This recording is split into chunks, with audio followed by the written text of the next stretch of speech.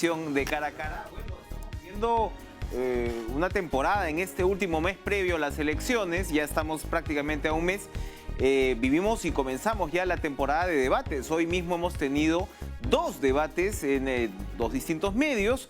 Y claro, eran debates cada uno con 4, otro con 6 candidatos. Y llamativo de todas maneras porque a diferencia de otros años, que también hemos conocido encuestas en los últimos días, si es que sumamos la intención de voto, digamos, de los 4 primeros candidatos, esta sumada no alcanza a lo que era la intención de voto a estas alturas, por ejemplo, de la elección del 2016 de Keiko Fujimori, que estaba por encima del 30 hasta 35%. Aquí estamos hablando de un puntero de 11%, Johnny Lescano, y de un triple empate de 7% cada uno con George Forsyth, con Rafael López Aliaga y con Verónica Mendoza. Y el resto sigue ahí. Es en realidad un concepto de mini candidatos, como el del libro que acaba de presentar la editorial Aguilar. Está editado por el politólogo Carlos Meléndez. Incluye una serie de interesantes perfiles en esta suerte de candidatos de nicho y de estas elecciones tan peculiares que estamos viviendo y que por supuesto tienen un desenlace definitivamente incierto. Lo único aparentemente confirmado y que podemos estar seguros es que segunda vuelta va a haber. ¿Quiénes entran a esa segunda vuelta y cómo se resuelve este proceso, que tiene además un componente importantísimo con lo que vaya a pasar en el Congreso? Esa es harina de otro costal. Vamos a darle la bienvenida precisamente al editor del libro, al politólogo, como les digo, Carlos Meléndez, que además participa pues en uno de los capítulos, el que le corresponde a Keiko Fujimori. ¿Qué tal, Carlos? Buenas noches. Buenas noches, Enrique, un gusto. Bien, bueno, no sé, me imagino que has estado siguiendo los debates también hoy y efectivamente se confirma esta idea de los mini candidatos que desarrollas además muy bien en el prólogo del libro, cuando nos señalas que de alguna manera hemos pasado de una temática del anticandidato, es decir, el candidato, la antipolítica, que tanto nos habíamos acostumbrado a hablar de ella en los últimos años, ¿no? El candidato que construye su perfil, sus características a partir de la oposición al otro, y lo hemos visto pues desde que García le ganó a Humala logró ganarle a Keiko Fujimori, Kuczynski logró también ganarle a Keiko Fujimori en estos dos últimos casos, aupados precisamente en el antifujimorismo. Y bueno, ya sabemos lo que pasó en los últimos 5 años. Entonces, ahora es un poco más difícil en medio de esta mini candidatez, Carlos, encontrar ejes, más o menos, personalidades más definidas. Es como un todos contra todos, pero no llegas de alguna manera a encontrar estas líneas narrativas, si se quiere, de una campaña. ¿Cómo estás? Buenas noches. Buenas noches, Enrique. Y tú lo has dicho, los mini candidatos tienen esta estatura pequeña porque le están hablando a nichos. Es decir, están dialogando con mini electorados.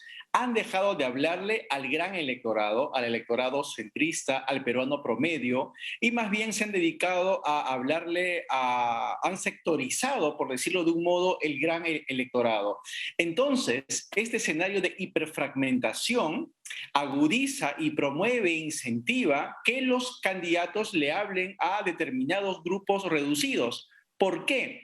Porque dada la fragmentación con un 12-13%, ya tienes altas probabilidades de pasar a una segunda vuelta.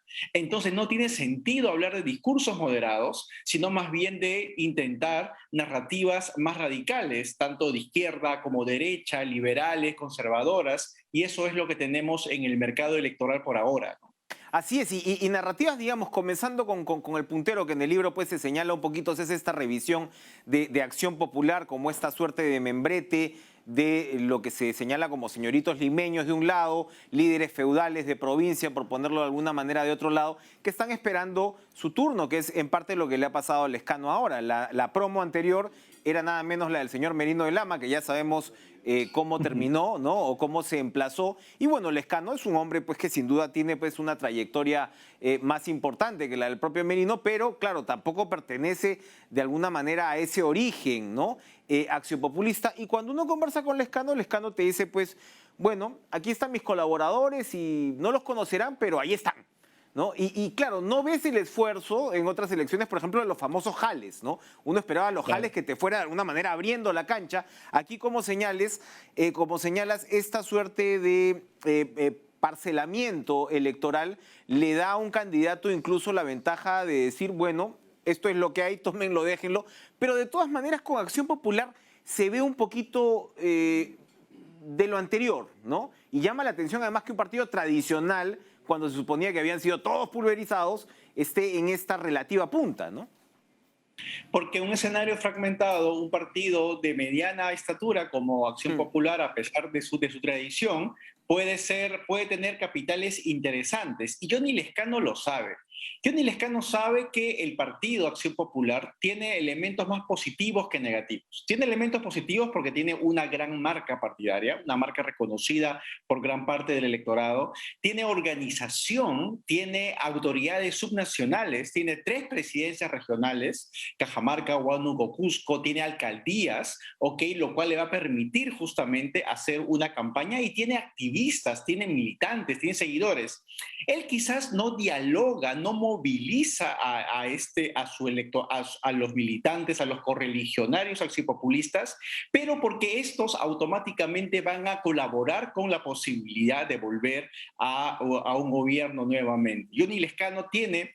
Y dentro de este partido ha logrado tener un entorno muy pequeño, un entorno reducido, tiene su propia muralla, pero una propia muralla con axiopopulistas, una muralla, un círculo creado con sus propios colaboradores dentro del partido que dialoga tácitamente con la organización partidaria. Pero ahí hay un tema importante, porque también en el libro se subraya efectivamente lo que acabas de reiterar, esta suerte de estructura municipalista en la que se ha ido convirtiendo Acción Popular, ¿no? Alejándose de repente de esa dimensión nacional que se le podía reconocer antes. Tienes sobre todo, y lo ves reflejada en la lista al Parlamento, que es otro tema que preocupa. El Parlamento es un gran enigma. Vamos a ver, según las últimas encuestas, mayor cantidad de voto cruzado, lo cual te puede traer todo tipo de problemas también a la hora de construir gobernabilidad. Pero en el caso de Acción Popular, la lista está llena, efectivamente, de funcionarios municipales. Ahora, no necesariamente de alcaldes, ¿no? Sino de gerentes de fiscalización de tal distrito, subgerentes de fiscalización. Es decir, es una nueva, de alguna manera, conformación de lista partidaria. ¿Esto qué efecto puede tener en la conformación del Parlamento? El efecto que va a tener es que va a haber una relación muy conectada entre la autoridad subnacional, alcaldes, gobernadores, con representantes en el Congreso. Lo más probable es que la primera minoría congresal sea axiopopulista. Van a ser congresistas que dependen mucho de las maquinarias de las autoridades subnacionales. Como tú bien lo has dicho, Acción Popular hoy en día es un partido de alcaldes, un partido de presidentes regionales, un partido de caudillos regionales. Hablemos de los nombres más conocidos, no solamente de Lescano y de Merino, que han sido protagonistas últimamente, sino de Mesías Guevara o de Benavente en el Cusco. Ese es el tipo del caudillo regional, de cuadro regional, que son los verdaderos motores, a diferencia de lo que normalmente estábamos acostumbrados de los partidos tradicionales. Los partidos tradicionales tenían un gran liderazgo nacional, Alan García, Lourdes Flores. Acción Popular no. Acción Popular es un rompecabezas de caudillos regionales. Y a ver, el escenario es tan mini, Carlos, que los 3 candidatos que siguen en las encuestas es este triple empate según Datum, ¿no? Ahora, ¿cómo tomar un triple empate de 7%? ¿No? Estamos hablando pues de realmente una narración liliputiense la que estamos viviendo ahora. Entonces, en estos 3 candidatos, Forsyth, Verónica y López Aliaga, si le creemos a las encuestas, que por supuesto van a cambiar, pero estos 3 no tendrían bancada. O sea, si las elecciones fueran mañana, uno de estos podría pasar a la segunda vuelta y no tendría bancada, porque la votación está en 3%, 4%. Es decir, el voto no solamente, la política regional ya se había divorciado de la política nacional, sino que ahora parece que el voto parlamentario se divorcia del voto presidencial, lo cual, es decir, nos plantea un enigma realmente para la gobernabilidad en el futuro. ¿Por qué? Porque estos candidatos presidenciales tienen tan poco liderazgo, son tan mini, que no han generado el efecto arrastre que normalmente generaba un candidato presidencial Ujú. con su propia bancada. Este efecto arrastre es menor en esta campaña. En esta campaña, como las personalidades presidenciales son de baja intensidad, son las marcas partidarias las que terminan siendo más importantes. Por eso es que no hay que sorprendernos si que Acción Popular salga elegido como primera minoría, pero otros partidos políticos de marcas reconocidas nacionalmente le sigan en el orden. FREPAP está siendo puede ser nuevamente una sorpresa. Somos Perú, a pesar del desprestigio que ha traído Martín Vizcarra a partir de los últimos sucesos, mantienen todavía marcas partidarias que son reconocidas públicamente. Es más fácil hoy en día hacer campaña electoral, proselitista, parlamentaria, y sobre todo en contextos de pandemia donde la interacción personal está restringida, con una marca que ha estado 20 años en las cédulas de votación, que lanzar nuevas marcas que la gente todavía no termina de reconocer, como Victoria Nacional, como Así es. Avanza País, terminan siendo más debilitadas en comparación con Somos Perú y Acción Popular, ¿no? El libro tiene también una porción, por decirlo así, dedicada a la izquierda. Y en la izquierda entra no solamente, por supuesto, Verónica Mendoza, sino también el señor Arana, el señor Humala y un par de mini candidatos más, ¿no? El señor Micro. Castillo, ¿no? O sea, micro candidatos en este caso. Pero entonces, si Verónica Mendoza es quien de alguna manera enarbola esto, probablemente en otras circunstancias ella se hubiera visto en otro escenario, no tan mini, ella se hubiera visto quizás más incentivada a centrarse, porque lo que sigues viendo es ahora una propuesta de izquierda básicamente dura, ahí está ella, lo reivindicó ahora en el debate, ¿no?, que organizó el Comercio, me parece, donde ella dijo, bueno, sí, vamos a cambiar la Constitución porque vamos a cambiar y por el capítulo económico, o sea, en ningún momento tienes esta suerte de movilidad que incluso veías en el Humala de los buenos tiempos, ¿no? Del polo rojo Así al es. polo blanco. A ver, Verónica Mendoza, para empezar, no tenía partido político. O sea, Nuevo Perú ha logrado su inscripción posterior al registro de la candidatura. Entonces, Verónica Mendoza, de algún modo, también está atrapada en las preferencias programáticas de los partidos pequeños que están detrás de la coalición, porque recordemos que Juntos por el Perú es una coalición, Ujú. ¿no? Que se origina en el Partido Humanista que en algún momento fundara Yehude Simón. Entonces, Verónica Mendoza a nosotros nos puede parecer incluso radical, pero quizás dentro de su propia coalición existen voces aún más Por radicales. supuesto. Y eso es un problema porque no se ha logrado precisamente una gran coalición de izquierda que sí tuvimos en el 2011, que sí tuvimos en el 2016. Entonces, hay que no solamente entender Verónica Mendoza por su propio discurso programático, sino por dos cosas. Uno, por la conformación de su propia coalición que lleva su candidatura, y por otro lado, sus conexiones internacionales. De todos estos partidos, micropartidos políticos mini candidatos, son muy pocos aquellos que tienen conexiones con actores internacionales. Verónica Mendoza es un recurso que tiene y que la diferencia con respecto a las demás candidaturas. Su vinculación con el presidente Fernández de Argentina, su vinculación con Podemos, su vinculación con otros partidos de izquierda latinoamericana que le dan un componente programático e ideológico, pero también que le generan los respectivos anticuerpos. Puede subir Verónica Mendoza, siempre se ha dicho que la izquierda es subrepresentada inicialmente en las encuestas, pero en este caso la variable Lezcano parece estarle complicando. Según Datum, Lezcano tiene 24% de votos en el sur del país, Verónica tiene 7% de intención de voto. Le ha sacado varios cuerpos en una región que usualmente es, digamos, aparejada con la izquierda. Ya sabemos que no es tan simple, pero el hecho es que Lezcano está despuntando ahí. Sí, porque Johnny Lezcano le ha arrebatado el electorado caracterizado como el hombre conservador en temas sociales, mano dura y de izquierda, anti-establishment, que predomina en el sur. Ese tipo de elector que normalmente votó por Humala, votó por los dos Humala, tanto por Ollanta como por Antauro en la del 2020, es un elector que ha terminado sintonizando mejor con Johnny Lezcano, ¿no? Entonces, claro, esa ha sido... Y Johnny Lezcano, a pesar de que no tiene una ideología propiamente de izquierda, ellos reivindican en Acción Popular el famoso no soy ni de izquierda ni de derecha, sino adelante, sí tiene un discurso anti-establishment, tiene un discurso en contra de los poderes económicos. Y eso le hace sintonizar a este electorado radical, anti-establishment y anti-limeño. Hay algunos elementos que comparten con un candidato como López Aliaga, que es ultraconservador, de derecha, recontra derecha, pero al mismo tiempo anti, por ejemplo, gremial, anti-Confiep, anti-banca, al menos en su discurso. Hace acordar, por supuesto, mucho a Donald Trump, ¿no? Era alguien que estaba adentro, que era en realidad un beneficiado, ¿no?, del sistema, si se quiere, en términos de fortuna personal, pero jugaba a este papel. ¿López Aliaga puede crecer más o su radicalismo hacia el otro lado le marca también un techo? En tiempos de crisis, sobre todo como las pandémicas, crisis de salud y crisis económicas, los discursos populistas pueden ser cultivados con mucha más facilidad. Y ojo que los discursos populistas pueden ser empleados tanto por actores de los sectores populares como de las propias élites. ¿Ok? O sea, a veces las propias élites se disfrazan de un discurso en contra del establishment. Y ese es el caso de Rafael López Aliaga. Y hablo de discurso populista en el siguiente criterio, en el siguiente criterio doble. Primero, que es una división moral de la sociedad.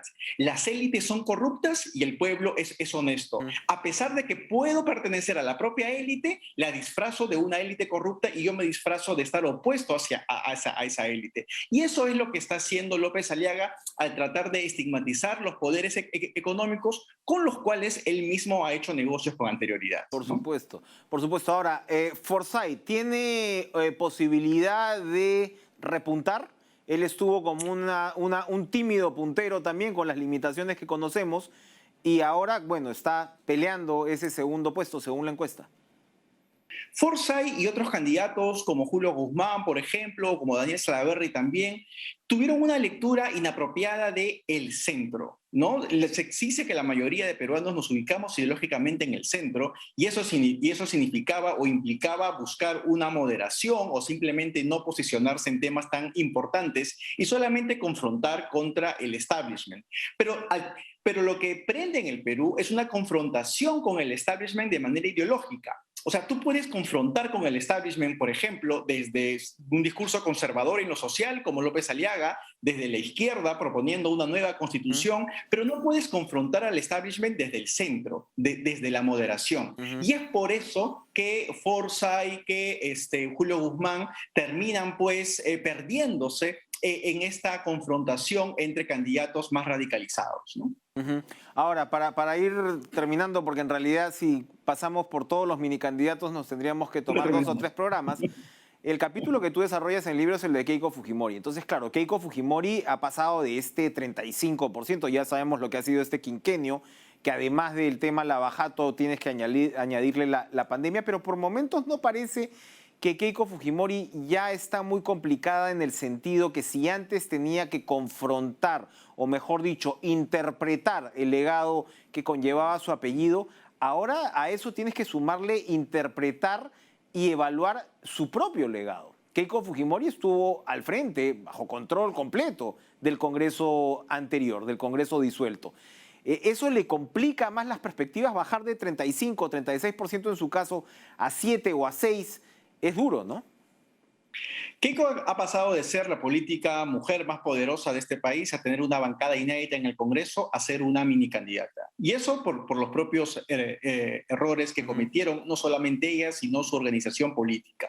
Y por eso es que ha tenido que refugiarse en el entorno paterno. Y eso es imbricarse con la figura de Alberto Fujimori nuevamente. Es decir, partir de cero, partir del escenario del año 2006. La Keiko Fujimori que vemos hoy en día, en el 2021, es muy similar a la Keiko Fujimori del 2006 en su primera campaña electoral, en términos de que depende solamente de la herencia, del legado de Alberto Fujimori. Pero como tú bien dices, ha pasado mucha agua debajo de ese puente. Y en esa agua que ha pasado debajo de ese puente, ella no ha sabido transmitir una imagen más independiente, autónoma, de las acusaciones que estaban sobre la etiqueta fujimorista relacionadas con autoritarismo y con corrupción.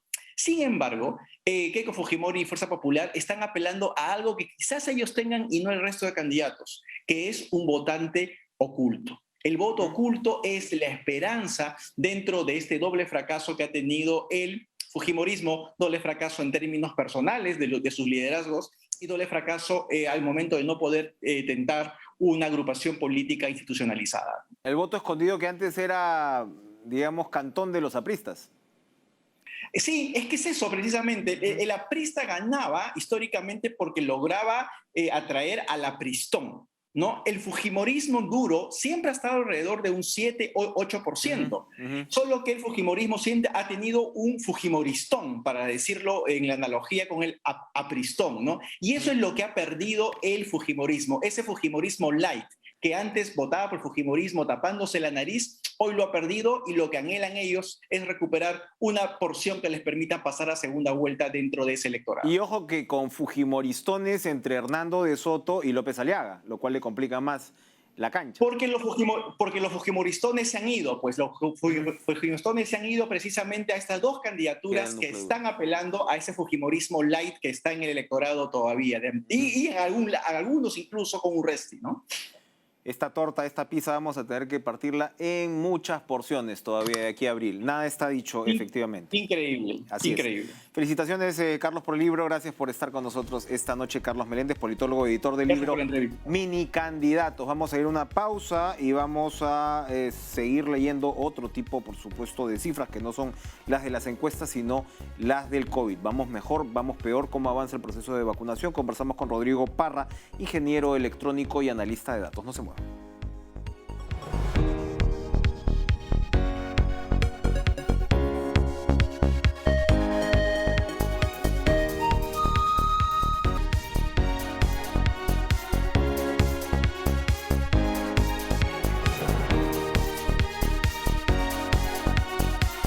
Hoy hubo escenas emocionantes los últimos días, en realidad, con el inicio del proceso de vacunación a los adultos mayores, una reubicación en la priorización bienvenida, en realidad, como se estaba dando en otros países donde la primera línea es vacunada en paralelo con el adulto mayor y, por supuesto, se comienzan con los más mayores, es decir, por encima de 80, por encima de 85 años. Esto, de alguna manera, yo creo, pues ha teñido con cierto optimismo los reportes de los medios y esperamos, de todas maneras, que así como la pandemia se combate pues en todo el mundo, el Perú también comience a ver mejores resultados en las próximas semanas y los próximos meses. Esto en paralelo, por supuesto, a lo que es el combate de los propios contagios, los pacientes en cama UCI y, por supuesto, pues los fallecimientos. ¿Cómo estamos avanzando? Vamos a conversar con Rodrigo Parra, ingeniero electrónico y analista de datos. ¿Qué tal, Rodrigo? ¿Cómo estás? Buenas noches.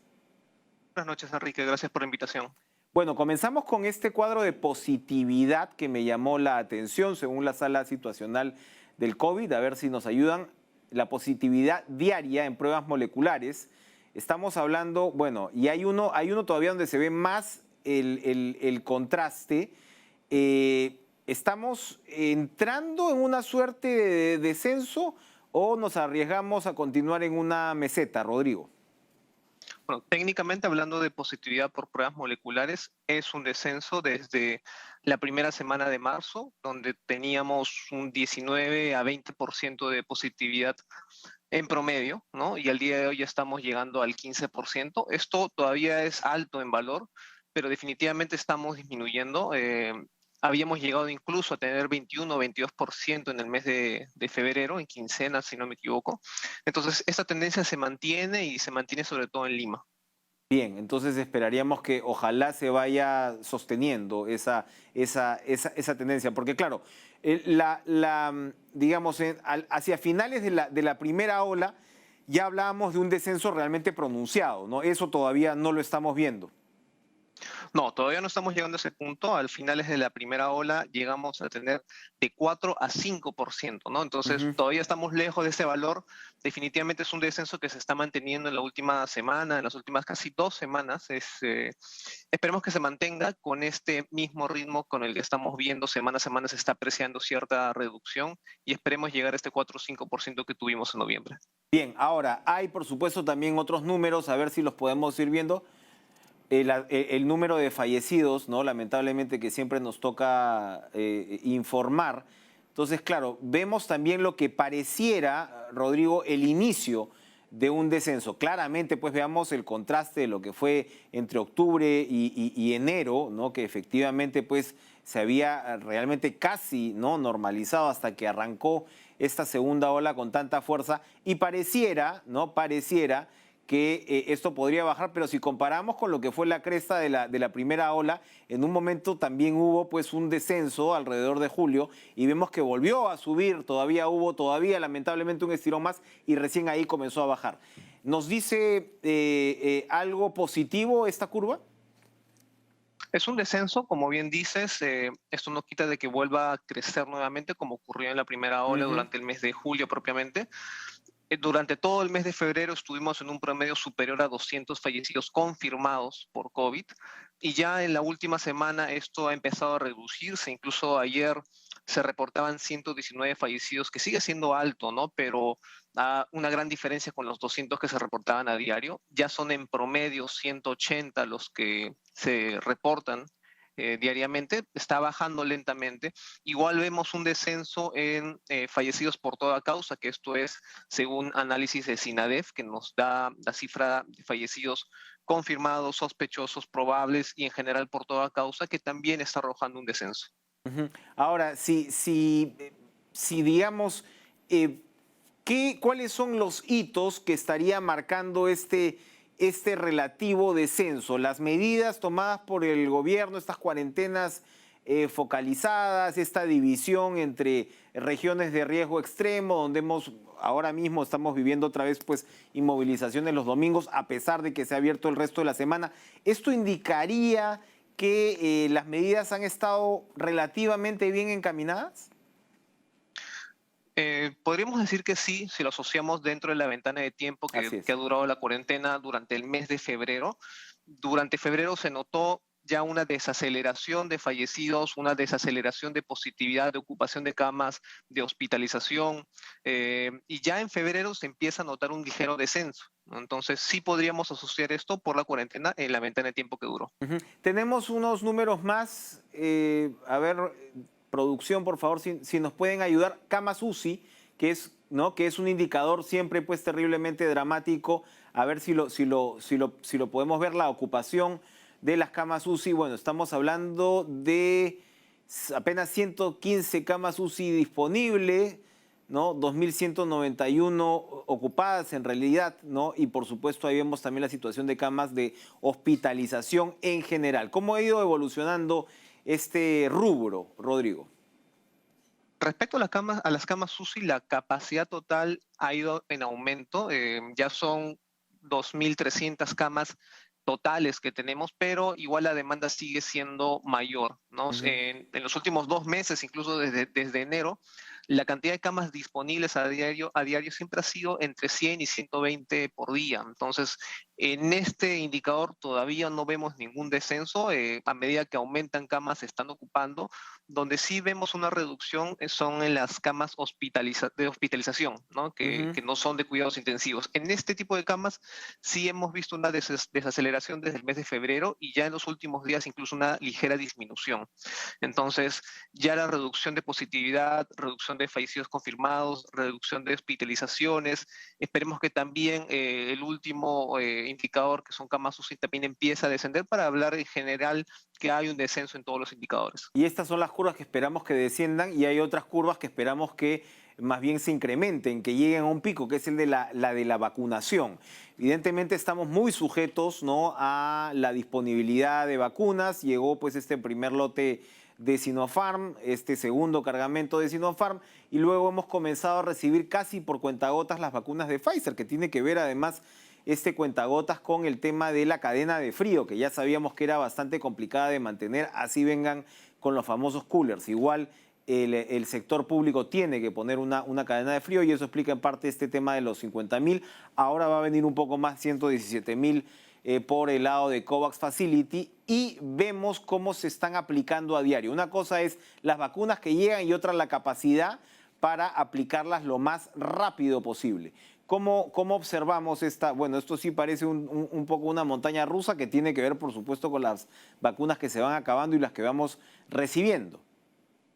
Sí, en efecto, la curva roja exactamente lo mismo, ¿no? Vemos que llegan vacunas, se utilizan, vemos un pico y se van agotando y luego nuevamente vuelve a subir, ¿no? El último ascenso que vimos hace unos días fue por el inicio de la segunda dosis, ¿no? Que nuevamente también está en descenso. Entonces, esperamos que ya cuando lleguen los lotes por millones y la campaña de inmunización masiva agarre marcha propiamente, pues veamos un ritmo sostenido de vacunación que todavía no lo estamos apreciando en estas semanas. Bien, Rodrigo, para ir finalizando, si es que nos comparamos un poco con lo que pasa en la región, con lo que pasa en el mundo, estamos yendo en líneas generales hacia allá una reducción importante de la pandemia que, como decimos pues y como acabamos de ver, a diferencia de lo que ocurrió con la primera ola, esta ya va siendo acompañada por un proceso de vacunación, de repente incipiente, pero proceso de vacunación al fin y al cabo. Bueno, efecto propio de la vacunación en la caída de los indicadores todavía no, porque esto recién ha alcanzado para el personal de primera línea y estos últimos días para policías y fuerzas armadas. Esperamos ver un impacto en la curva de contagios y fallecidos y hospitalizados cuando tengamos 80% de la población adulta mayor vacunada, que esto fue lo que sucedió en Israel, en Reino Unido, Estados Unidos, y en general a un 40% a 50% de la población total, ¿no? Entonces, esto basándonos en casos de éxito de estos países que acabo de mencionar. Entonces, todavía por vacunación no veríamos un impacto, tal vez hasta junio, julio, que esto, según comentaba el ministro Ugarte, podríamos alcanzar un 60% de la población vacunada.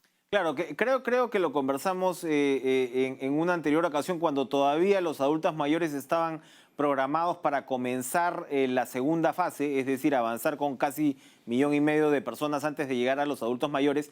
Y uno lo que discutía era que el criterio en otros países había sido ir de alguna manera directo a la vena en términos de reducción de mortalidad, que es lo que se ha visto ya en algunos países precisamente aplicando ese principio. En el Perú, cuando comenzamos, el criterio era primero garanticemos la continuidad de los servicios de salud y luego reduzcamos la mortalidad. Esto en todo caso, lo que estamos viendo en otros países es que un principio no era excluyente con el otro.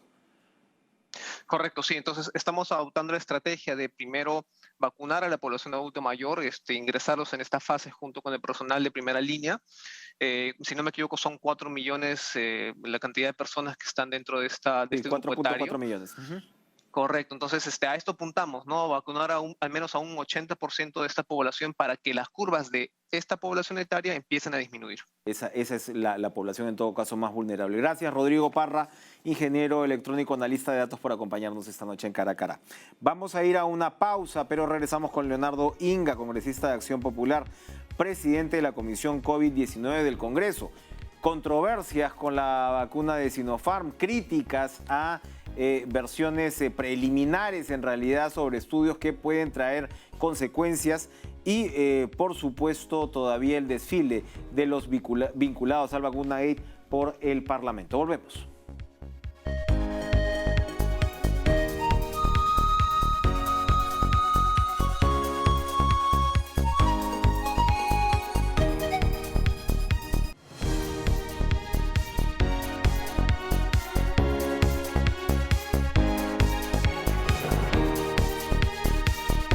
Está con el congresista de Acción Popular Leonardo Inga, presidente de la Comisión COVID-19 del Congreso. El tema Sinopharm sigue encontrando nuevas aristas de controversia.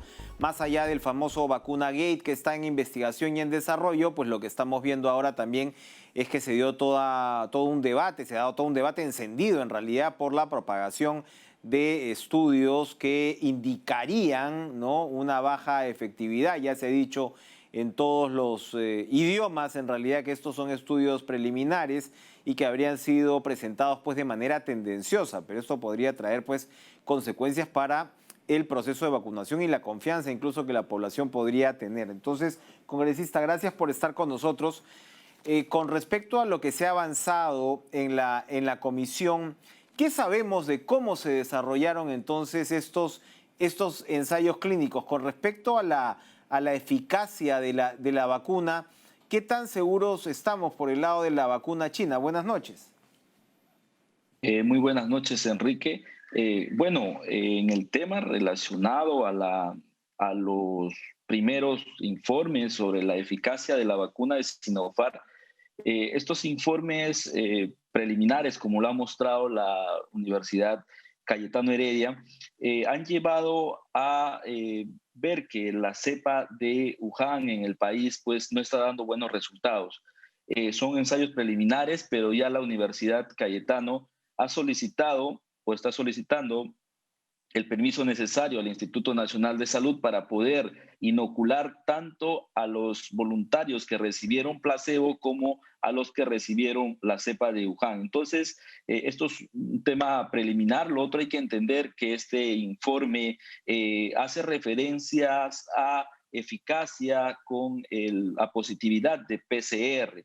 Esto es bajo porque comprende todas las personas que han sido asintomáticas o asintomáticas. Entonces acá hay que diferenciar que la vacuna, lo que ve la eficacia de una vacuna es que el paciente no tenga los síntomas de la enfermedad y que no llegue a una cama UCI y tampoco a la muerte. Eso es lo que busca una vacuna. Entonces, aquí el tema relacionado a la eficacia es un números preliminares, eso hay que entender lo que son preliminares, se está exigiendo desde el Congreso que se agilice con el levantamiento del doble ciego del ensayo clínico que permita conocer quiénes de los voluntarios recibieron placebo, quiénes de ellos recibieron una de las dos dosis, una de las dos vacunas y puedan ya lo más pronto posible recibir la inoculación con una vacuna, en este caso que están pidiendo la cepa de Beijing, con la que se está haciendo la vacunación a nivel nacional en el país. Ahora, pero eso es importante porque lo que sí todo indica es que la inoculación con la cepa de Beijing, porque estamos hablando pues de esta vacuna tradicional, ¿no? De esta partícula del virus inactivo que se inocula, a diferencia de las otras que se están dando como la de Pfizer, por ejemplo. En realidad, en este caso, en la vacuna de Beijing, la eficacia sí sería significativa y esa es la que se está aplicando ahora mismo a la población en el Perú. Eso hay que subrayarlo, ¿no? Sí, la vacuna que se está aplicando en el país es la vacuna que ha tenido mayor eficacia en estos ensayos preliminares. Exactamente, para conocer la eficacia real de la vacuna, se tiene que concluir el estudio, el ensayo clínico. Aquí lo que preocupa desde el Congreso de la República, y estamos solicitando una auditoría internacional al ensayo clínico, es para que se determine si realmente este informe va a dar resultados concluyentes en principio y sobre todo resultados que tengan la credibilidad debida, porque hay mucho cuestionamiento por todos lados a este ensayo, porque en diferentes situaciones se han roto los protocolos, pero está de por medio la salud de 12.000 voluntarios o cerca de 12.000 voluntarios que se debe poner por encima de cualquier tema, ¿no? Entonces, en virtud de eso, desde el Congreso estamos solicitando esta auditoría internacional que se pueda hacer lo más pronto posible. Estamos solicitando el levantamiento del doble ciego a el ensayo clínico. Estamos solicitando la pronta vacunación de los que han recibido tanto placebo como la cepa de Wuhan. Y también solicitamos que se exija al laboratorio de Sinopharm solicitar el registro sanitario condicional, ya que ello permite tener unos requisitos más exigentes que la autorización excepcional de importación que se ha dado para el primer lote del 1.000.000 de vacunas de Congresista, Sinopharm. la vacuna de Sinopharm se está aplicando en otros países de manera más o menos, digamos, regular. Efectivamente estamos pues en esta situación tan peculiar como la de una pandemia. Mi pregunta es si un procedimiento como una auditoría internacional a los ensayos en estos momentos no podría complicar el suministro de vacunas chinas al Perú. No podría pasar que los chinos digan, bueno, hasta aquí nomás. Mira, ante todo creo que está por encima la salud de los peruanos y con todas las dudas y con todas las dificultades que se ha generado, si los señores de la China, del laboratorio Sinopharm, no dan los estudios concluyentes y definitivos de su ensayo de tercera fase realizados en la China, consideramos que no se tiene que hacer mayores importaciones de esta vacuna. El ensayo de tercera fase de Sinopharm no ha sido publicado en ninguna revista científica a nivel mundial. Han enviado un reporte del ensayo clínico en tercera fase realizado en la China, y con ello se ha obtenido la autorización excepcional.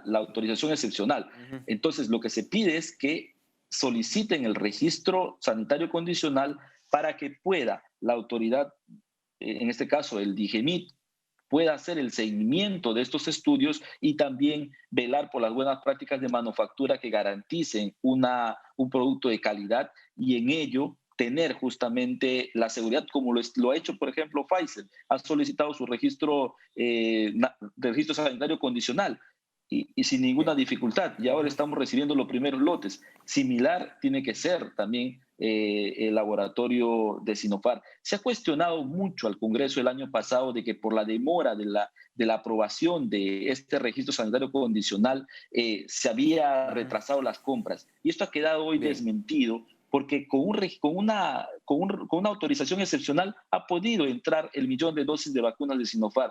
De igual forma ha podido entrar otra vacuna con mucha anterioridad a esta norma. Entonces, hay que tener las cosas en su real dimensión, y considero que debemos de buscar que las vacunas lleguen pronto al país de forma masiva para lograr una inmunización a toda la población, alcanzar pronto el 70-75%, que es lo que recomiendan los expertos, para tener esta baja en las olas. En otros países ya están pasando la tercera ola, en nuestro país estamos pasando la segunda, está empezando a bajar, pero no tenemos vacunas. Significa que nos podría atacar una tercera ola. Entonces, hay que tener las previsiones del caso y buscar una pronta solución de forma... Así es, hay que buscarlo de forma honesta y transparente en las compras de las vacunas que se deben realizar.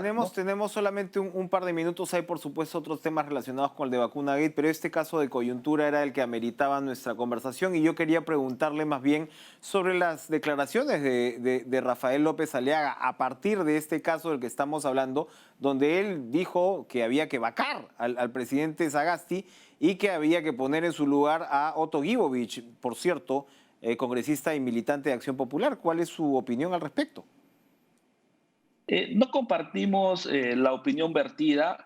Personalmente considero que es parte de una estrategia política, porque el Congreso en este momento creo que está actuando de forma responsable. El día de mañana va a citar a la Premier, así como al canciller y al ministro de Salud, para que den a conocer mayores detalles referente al tema de las negociaciones con Sinopharm y al tema de los reportes de la eficacia y todo esto. Entonces, aquí no hay que estar viendo fantasmas, hay que actuar de forma responsable, y el país necesita poner el tema de la salud de todos por delante, y como te digo, el Ejecutivo tiene que actuar de forma honesta y transparente en este tema de las vacunas, dejar ya el tema de la cláusula de confidencialidad. En el mundo se empiezan a conocer los precios de las vacunas, y el Perú tiene que dar en áreas de la transparencia estas negociaciones, cómo se han llevado a cabo, ¿no?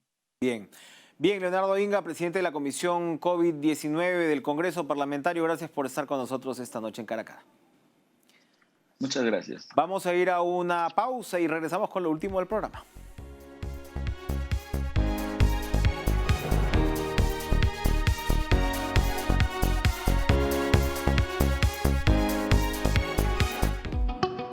TV Perú. No bajemos la guardia.